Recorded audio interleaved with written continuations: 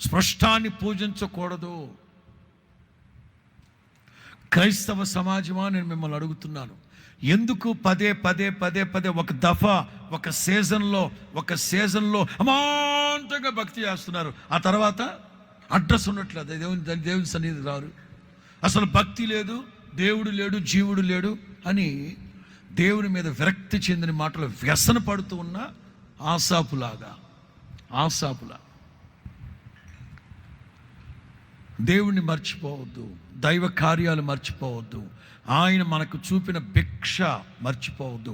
నేటి వరకు మనం బ్రతుకున్నామంటే ఆయన కృప తప్ప వేరొక్కటి, నేటి వరకు మనం నిర్మూలన కాకున్నామంటే మన ఎడల ఆయనకి నూతనముగా పుడుతూ ఉన్న వాత్సల్యం కాదా?